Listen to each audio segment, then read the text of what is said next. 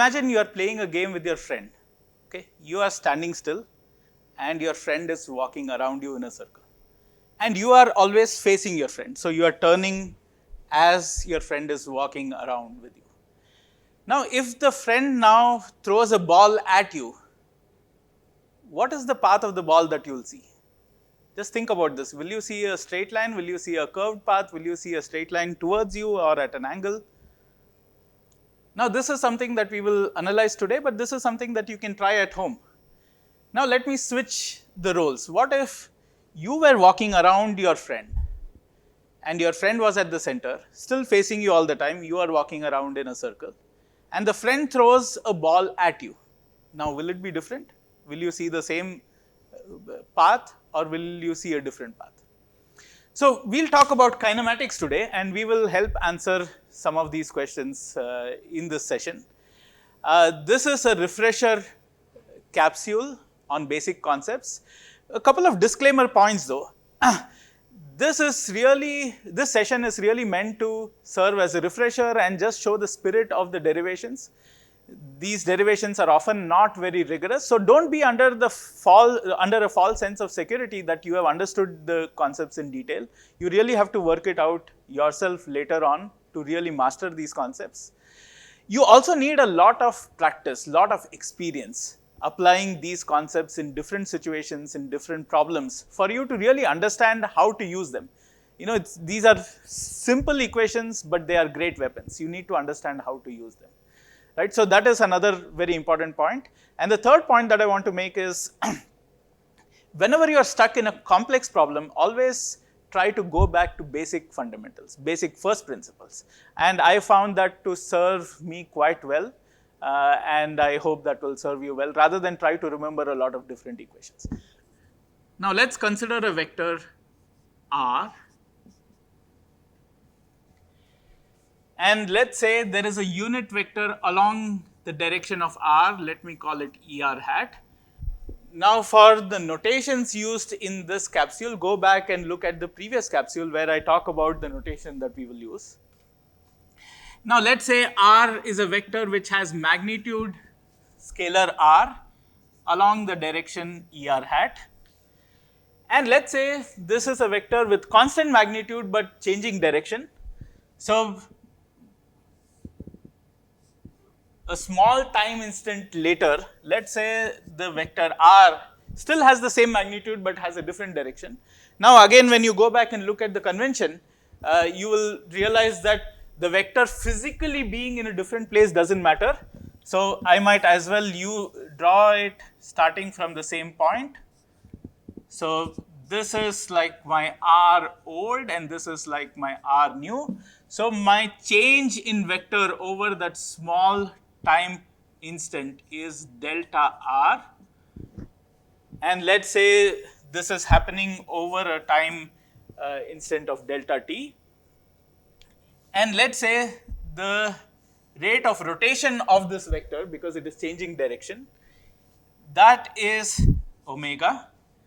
Now, if I were to figure out what is the derivative of this vector, remember, vector has magnitude and direction. Even if the magnitude is constant, if the direction is changing, it will have a non-zero derivative, right? So, this would simply be limit as delta t tends to 0, delta r over delta t, and delta r, as you can see, is a vector for a very small time instant. It's a vector that is perpendicular to the original r.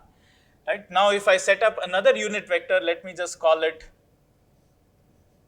E theta hat, which is perpendicular to ER hat. I could have drawn it right here, but I've drawn it here.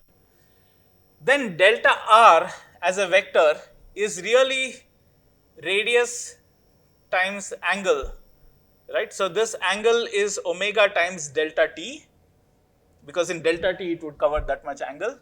And this radius is r, so this would give me limit as delta t tends to 0, r omega delta t divided by delta t in the E theta hat direction, right. So I would get delta t cancels out, I would get r omega e theta hat. More generally, as I said, this is a crude derivation, but more generally, you can now start to see this is nothing but a cross product of omega and r.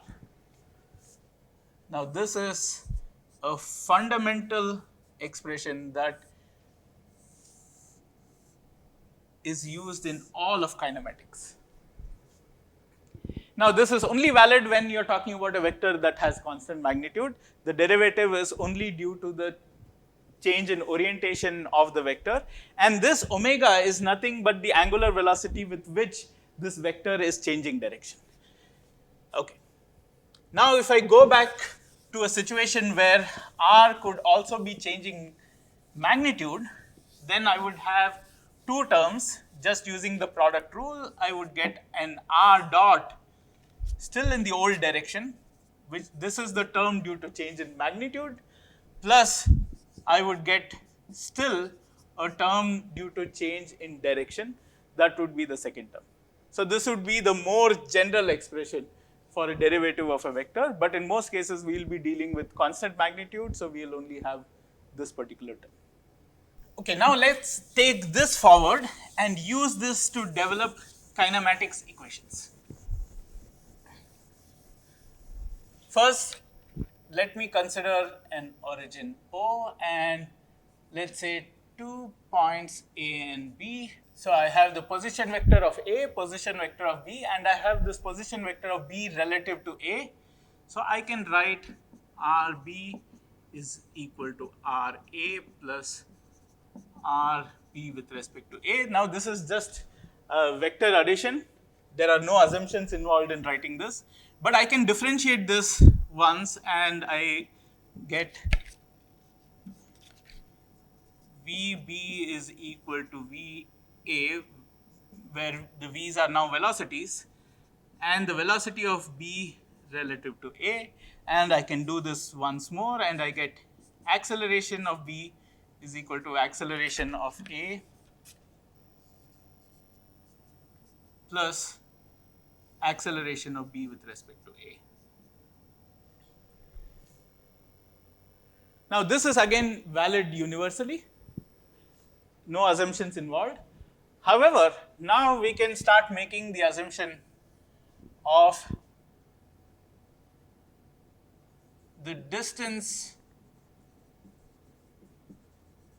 between A and B is constant or fixed.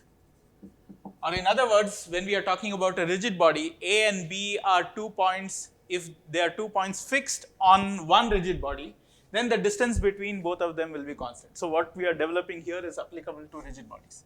So example, rigid body. So if A and B are 2 points fixed in a rigid body, then we get VB is equal to VA, and this relative velocity, because this magnitude is constant, distance is not changing, you would get what we derived earlier for a derivative of a vector with a constant magnitude. Here, omega is the angular velocity of the rigid body. Now remember, velocity is always of a point, angular velocity is of a body or of a frame, right? You don't write angular velocity of a point, that would be wrong. Now I can differentiate this again and I would get acceleration is equal to acceleration of A. Here I can again use product rule where I will get derivative of the first term cross with the second term plus the first term cross with the derivative of the second term. So I would get alpha cross RB with respect to A plus omega cross RB with respect to A. What I did is derivative of this guy is again omega cross that guy because it has constant magnitude. Now here alpha is simply the derivative of omega, which is the angular acceleration, and this term is 0 because omega cross omega is 0. No, I'm joking. This term is not 0. Please remember this. People often make this mistake. The order of the cross products is important here. This bracket is important here. So it's an omega cross r. That whole thing, you have omega cross that term. So this term is not 0. And in fact, many of you will recognize some of these terms because you might have seen them in different contexts. This is a very, very general expression. It is always applicable whenever the distance between A and B is fixed, is constant. So any rigid body, 2 points fixed on a rigid body, both these equations are applicable. And many of you will recognize this as the tangential acceleration alpha r, and this you would recognize as the centripetal acceleration. And you can quickly work out in the planar case, omega is always pointing out of the board or into the board. And then when you work out this cross product, you will see that this whole term is in the negative direction of the r vector. So it is pointing towards the center, so to speak, or in this case, pointing towards A.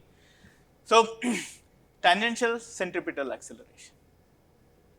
So the fun part here is that we only needed to use an expression for the derivative of a vector with changing direction but with constant magnitude over and over again to derive these equations, which are now very general. And derivatives are always easy to handle. They are just product rules that you apply over and over again, unlike integrals, which are much harder.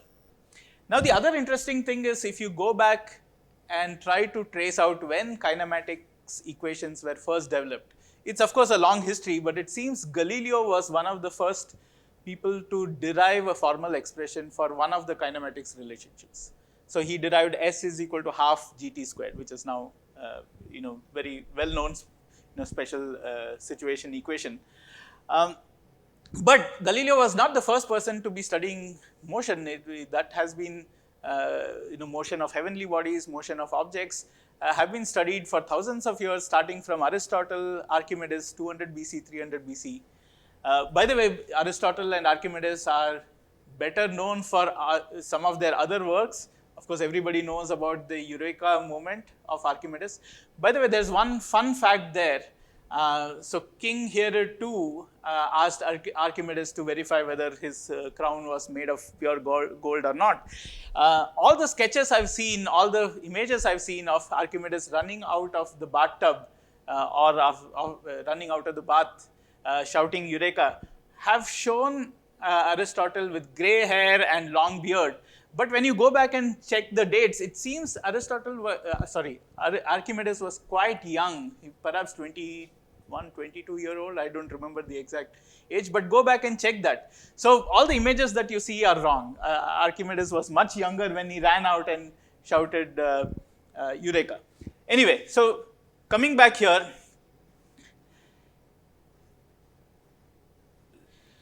okay, now let's take this to a more general situation of what if B is moving away or towards A. So they are now no longer 2 points with a fixed distance in between, but there is motion towards or away from A.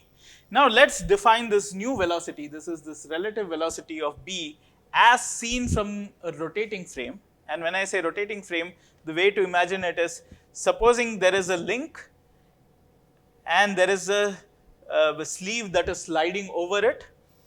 Now this link you can think of as the rotating frame, and AB, now B is moving away from A, and that rate at which it is moving further away relative to this link is what is this velocity.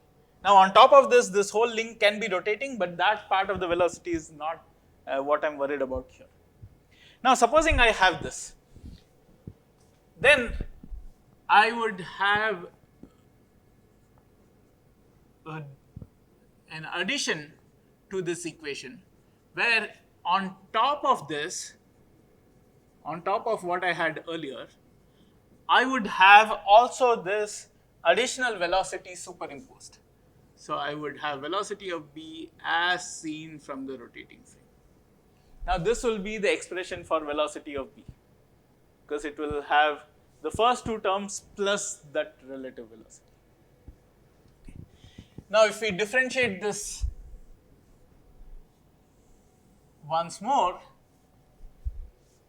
then we would get acceleration of B is equal to acceleration of A plus the same thing as earlier, which is alpha cross R B with respect to A plus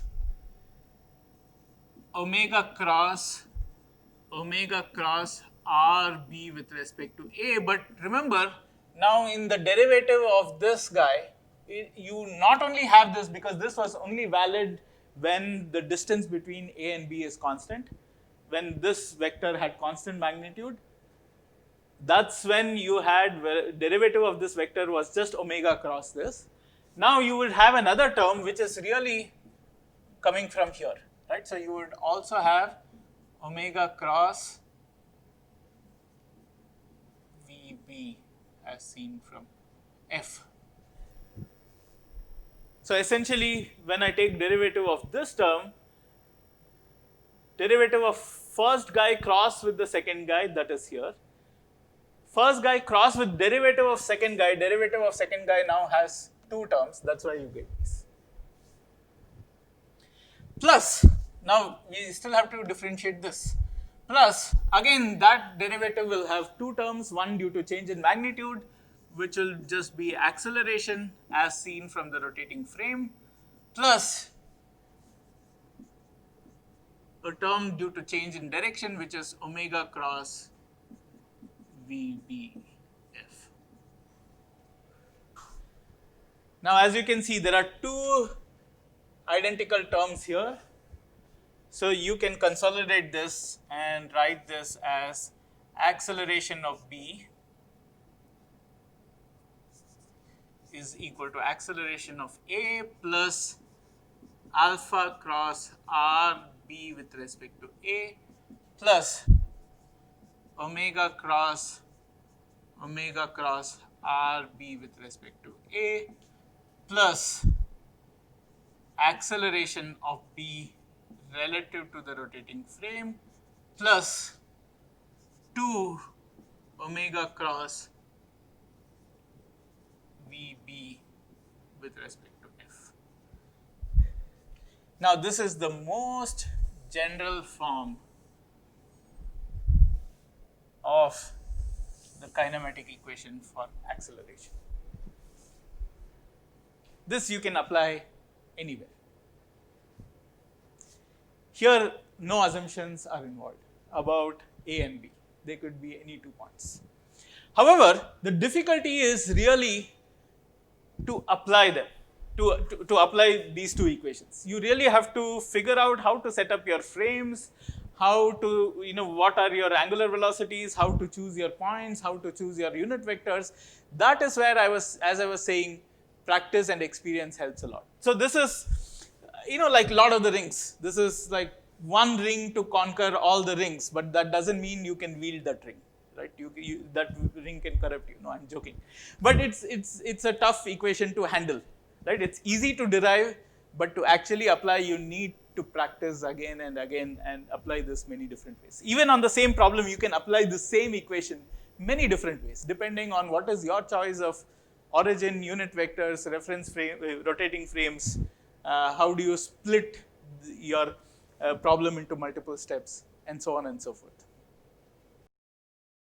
Okay, once we have derived this equation, what is also interesting, you guys might have already noticed, is this curious term here, which is 2 omega cross with VBF.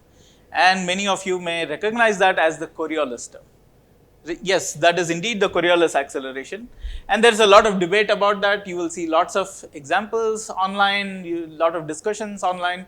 There's this talk about toilet bowl, the way it flushes, the way, it will rotate one way in the northern hemisphere, another way in the southern hemisphere. Again, there are a lot of interesting videos that I will encourage you to go watch.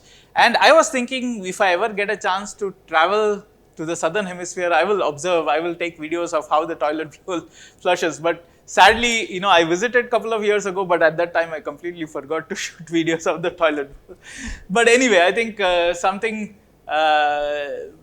more interesting would be cyclones, and again you guys are aware of the discussion in cyclones. But you will see this in all sorts of other situations. If you are talking about a crane, where the crane is raising the boom, but at the same time the crane is also rotating. So both these motions happen together, and at the same time, let's say it's a telescopic boom, so it's extending outward while that whole motion is happening, right? So then you can clearly imagine that extending outward, clearly falls under this category, where that's a motion relative to the frame, and then that ends up giving you a Coriolis term there. So there are lots of different interesting examples. You can even construct home experiments to test that out. So I would encourage you to go look at all of that. Okay, so coming back to these basic kinematic equations, in fact, these two are all you need in kinematics, and everything can be thought of as a special case of this.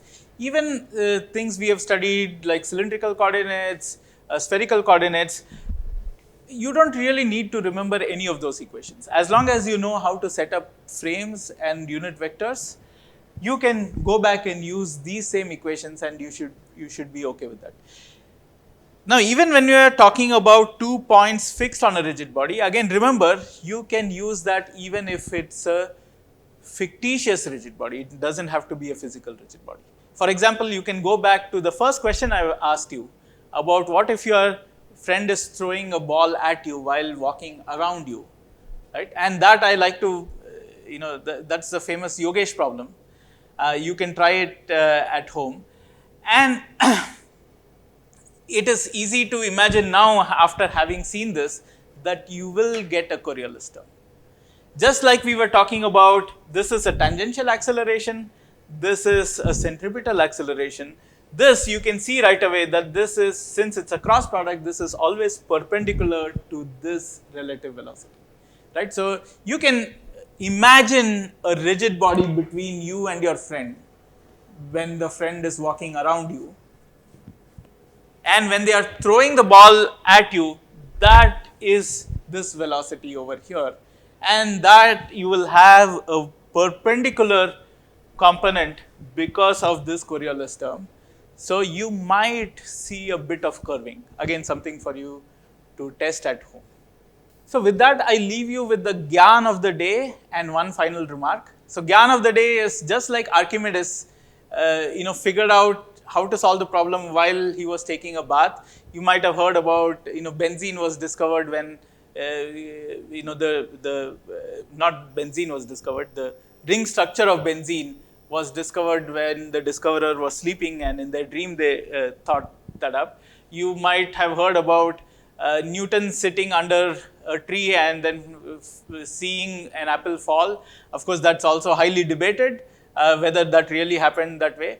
But you can see in all these situations that people come up with great ideas when they're doing something else, right? So the Gyan of the day is, of course, spend a lot of time thinking about the challenges at hand, but also give yourself free time. Let your mind wander, and that's when the best ideas will probably click you. And the final remark is, remember again that you can learn anything on your own, no matter how limited the resources. I have a cousin who has learned swimming just by looking at YouTube videos. So everything is available online. All you need is little bit of patience and little bit of commitment. All the best.